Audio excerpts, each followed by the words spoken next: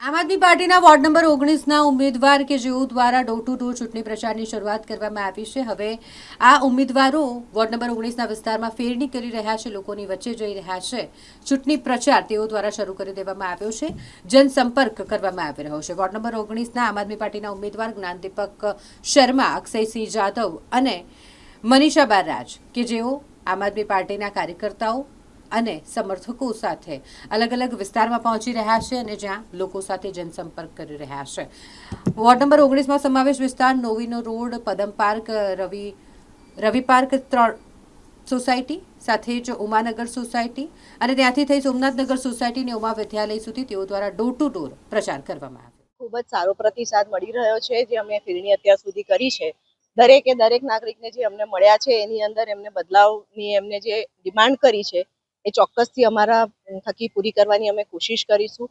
અને જે એ લોકોની દુવિધાઓ છે, જેમ કે પાણી ભરાઈ જાય છે, પાણીની તકલીફો છે, ગટરની તકલીફો છે, રોડ છે, દબાણ છે, એમાં ચોક્કसपणे हमें काम करवाने की कोशिश करें। नंबर 19 में परिवर्तन यात्रा हम लोग लेके निकले थे, तो उसका बहुत ही अच्छा रिजल्ट मिल रहा है। लोगों की जो मन की भड़ास थी वो बोल रहे हैं, इतने सालों से उन्हें कोई मिलने के लिए नहीं आया। आज इतना सारे लोगों को एक साथ में आके देख के उनके जो अंदर की जो जो सुविधाएं आज तक नहीं मिली है, रोड, रास्ता, गटर, नाली, पानी, उससे सब लोग त्रस्त थे। आज उनका बहुत खुल कर सहयोग मिल रहा है हम लोगों को। रणनीति हमारी बिल्कुल सिंपल है, सादा है कि हम विकास के मुद्दे को लेकर निकले हैं। जैसे ही चुटनी से इलेक्शन जीत के आएंगे, उसके बाद जो हमारे मुद्दे हैं, पानी है, नल है, गटर है, सड़क है, उन पे हम काम करने वाले हैं और खासकर एनए पे हम लोग विशेष काम करने वाले हैं।